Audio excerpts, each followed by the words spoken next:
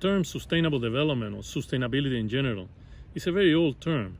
It began in a debate of development, the debate about how efficient is foreign assistance to developing countries. That is to say, you go to developing countries, finance a project that should last for 50 years, and then it ends up lasting 10 years. So the first time the word sustainability came in the debate of development was about how to maintain the level of net benefits over time. If you don't maintain this level of net benefit, you are not sustainable. And if you maintain it, you are sustainable. The conditions for that, of course, there are many. Depends on the project. If it's infrastructure, education, health, it will be different conditions to maintain it sustainable. But the way we understand it now, it began in 1962 with the book Limits to Growth.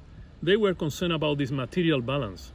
They say, okay, let's fix our style of life. This style of life consumes minerals, consumes foods, consumes a lot of elements from nature. So can we sustain it? Is it possible that everyone maintain this level of reality, this style of living, with the material resources of the earth?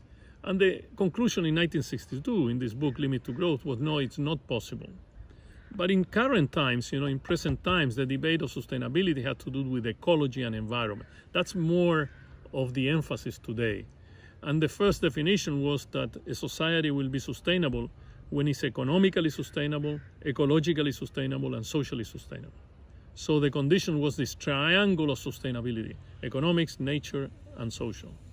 Then it came the definition of Gro Brundtland. Gro Brundtland said, no, it's beyond that. We need to have a society that is sustainable when our generation can satisfy their needs without constraining the possibility that also future generations can satisfy their needs. So essentially, it has to do with long term, it has to do with needs, and it has to do with future generation. So this recognition was immense. But today, sustainability is seen in many different frames. One of them is as a stage of economic growth. Not only how fast the economy should grow, not enough who eats or who consumes or who is benefited by this growth, but also how long this growth will last. So not only how fast the cake grows, who eats the cake, but how fast, how long the cake will be able to last. But this concept of sustainability is also a concept that has been put in a different frame. The society cannot be sustainable if it's not supported by values. Society cannot be sustainable if it's not supported by rights, the right to life, the right to food, the right to clean environment. And finally, sustainability is also something we have to self-realize within.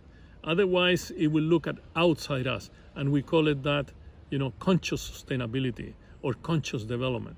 So there has always been a relationship between this idea of sustainability and the idea of development.